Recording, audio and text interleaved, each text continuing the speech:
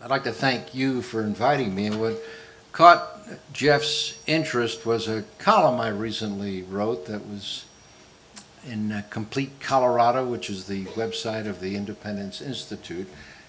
And I was responding to a letter to the editor in the Denver Post. And that letter attacked Krista Kafer. And Krista Kafer has been associated with Colorado Christian University. She's been a lecturer here. And as I noted at the time, she doesn't need me to defend her. Krista is very, very capable. She's brilliant, experienced, right-centered. Nobody with any objectivity could call her a radical right-winger.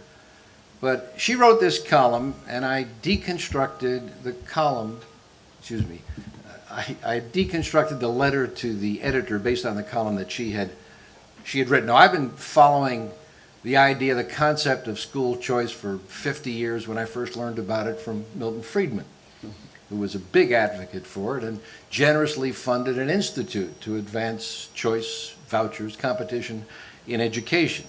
Now, it's been a long time since I was in grade school. So long that history wasn't a subject yet. As a matter of fact, I remember my geography teacher had a flat globe. The Dead Sea back then was only 6. If you wanted a glass of water, you had to smash a hydrogen and an oxygen atom together. Mozart, by the way, played our school prom. But I digress. Let me get back to the matter at hand. So, what Krista had written about principally was an optimistic column about the future of educational choice in Colorado with the election of Jared Polis. And she cited the fact that Jared has been a supporter and a financier of charter schools. He was associated with Polly Baca, incidentally, a former state legislator. You might remember when she was Polly Baca Berrigan. But she created something called the New American School, and Jared had financed that. He also created a transition team in the early period of his governorship, and in spite of the fact that there's someone there from the Colorado Education Association and another Democratic member of the Colorado State Board of Education, there were some other people on that transition team, like Mike Johnston, who didn't get the Democratic nomination for governor, but he supported charters. Bob Schaefer, former state representative, and of course the headmaster of the Liberty Common Charter School. And I wasn't familiar with Jan Walmer, but I've learned about her. She was the director of the Colorado State branch of Democrats for Education Reform. Well, when she showed up at the Colorado Democratic State Assembly, she's a supporter of charter schools, by the way, she was roundly booed by the delegates, who then voted to remove the name Democrat from her organization. You might also remember Joe Lieberman, former senator from Connecticut, who was selected to be a vice presidential running mate, except Joe Lieberman, although he had a very liberal voting record in Connecticut, a very liberal state, committed the sin of supporting charters and vouchers. And he was literally written out of the Democratic Party. He dropped his Democratic Party registration. So Krista was hopeful that maybe Jared Polis would advance choice and competition. She did note that he had voted against voucher programs when he was in Congress. But then again, Jared has always been ambitious. He was planning to run for United States Senator, and the last thing he wanted was the Joe Lieberman treatment. So while he was in Congress, he certainly couldn't support vouchers.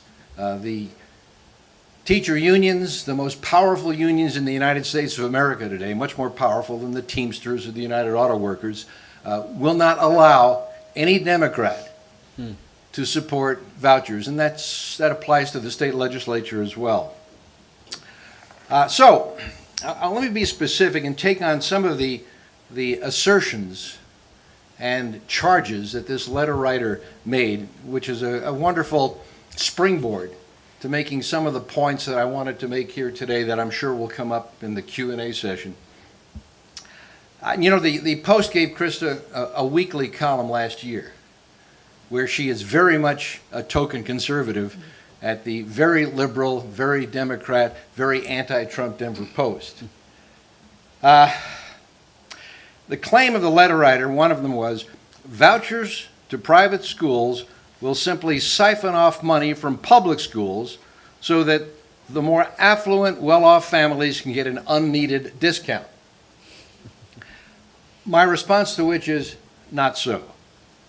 Public funding of education from local property taxes or general state tax revenues is fundamentally intended to finance the individual education of school children in the most effective manner.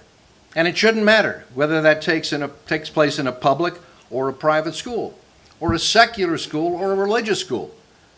That concept, by the way, has been upheld by the United States Supreme Court in a decision that it handed down, 5-4 of course, regarding the legality of religious schools with voucher funding in not only Cleveland but in Milwaukee, which had happened before that.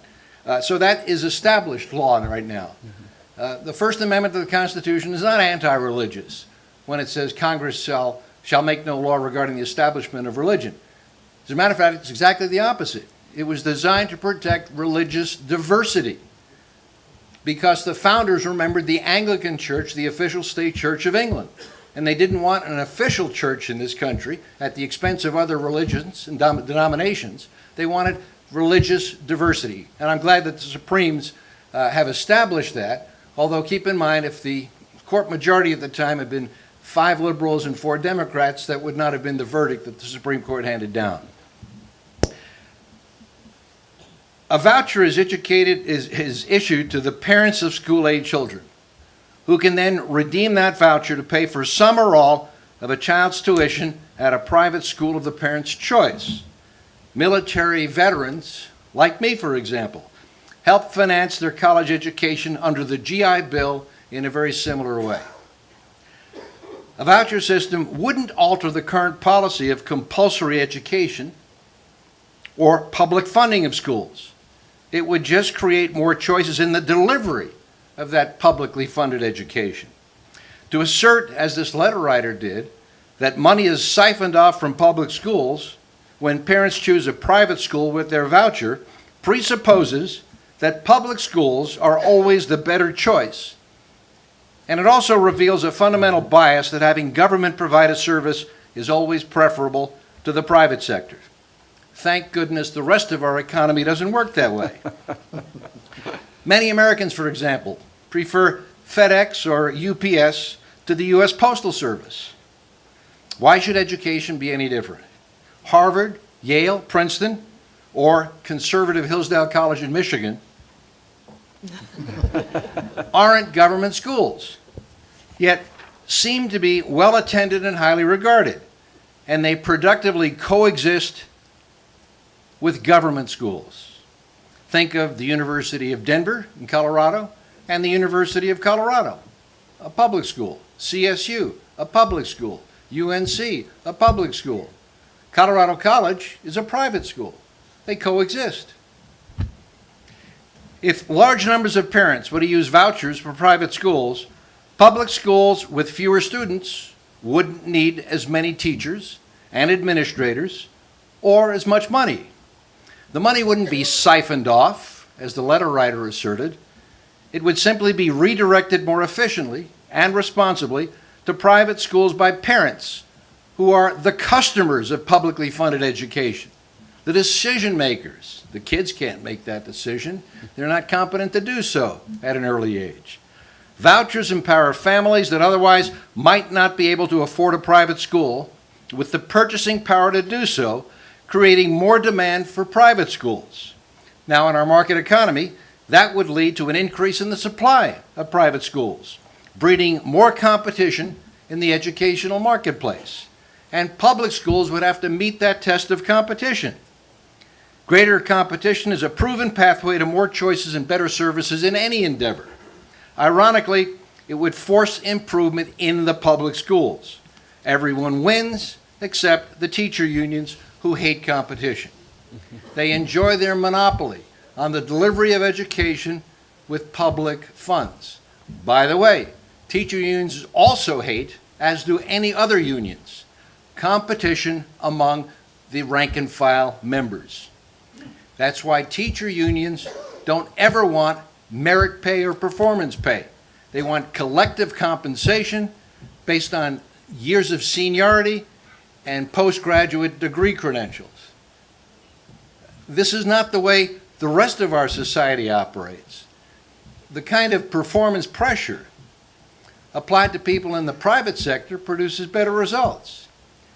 When the subject of school funding comes up, and of course, schools aren't manufacturing plants, they're part of the service sector. There's no inventory, there's no machinery per se other than utilities and infrastructure. 85% of school spending is in form of payroll, as you would expect.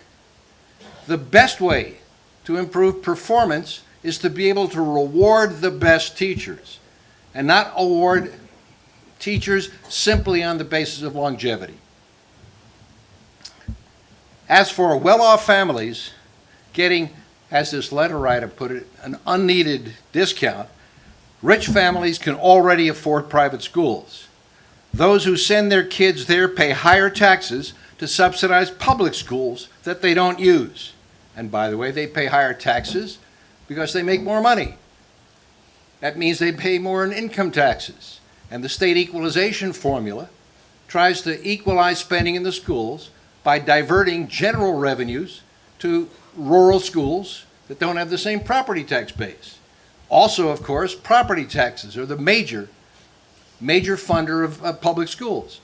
And rich people have much more expensive property that they own, hence they pay a much greater share of the property tax burden and don't use those public schools that they're paying for if they're paying for private schools right now. In any event, if politically necessary to appease the resentment and covetousness of Bernie Sanders' progressives, a voucher system could include a means test to deny vouchers to their despised 1%. And who's to say a voucher that acts as a private school discount is unneeded or undeserved by the much greater numbers of middle-income families who would qualify?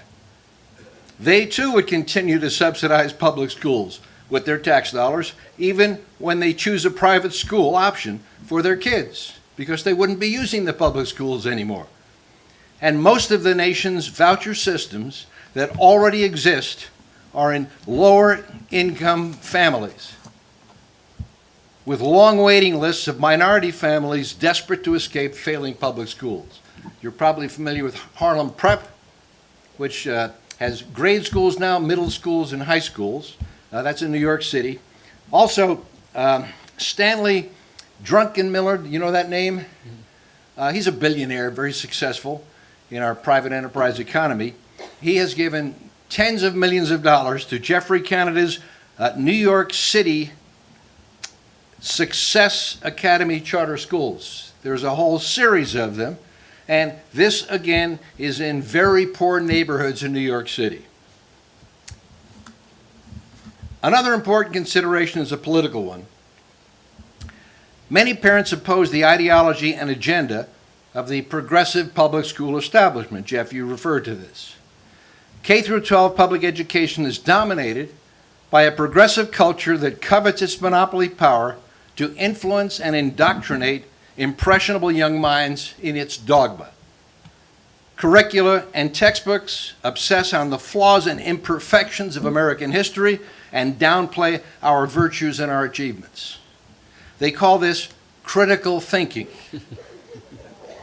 Also fashionable in educratic circles is an emphasis on what's known as affective education, if you've heard that term, as opposed to cognitive education. Affective education, and this concept comes out of the teachers' colleges, is all about how the kids feel, as opposed to cognitive education, which is what the kids come to know. So feelings overpower reason. It fits perfectly into the progressive mold. Self-esteem trumps actual achievement. Multiculturalism encourages identity politics and discourages assimilation. This concentration on social engineering crowds out basic academics. It's no surprise a majority of millennial graduates prefer socialism to capitalism and social justice to meritocracy.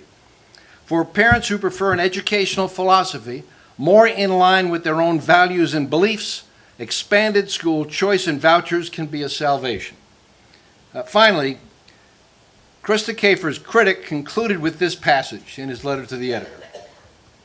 I contend that our focus, he said, should be on making every public school in our state a center of excellence, striving to give every child an equal chance. Really, this is a prayer masquerading as a policy. It's a meaningless, turgid platitude. It's an idealistic plea pretending to be a remedy, and he offered nothing in the way of specific proposals to get to that utopian goal other than throwing more taxpayer money and denying choice at the same publicly contaminated and underperforming system. So that was my rebuttal to his letter to the editor, and that's all I have to say. Hey, Mike.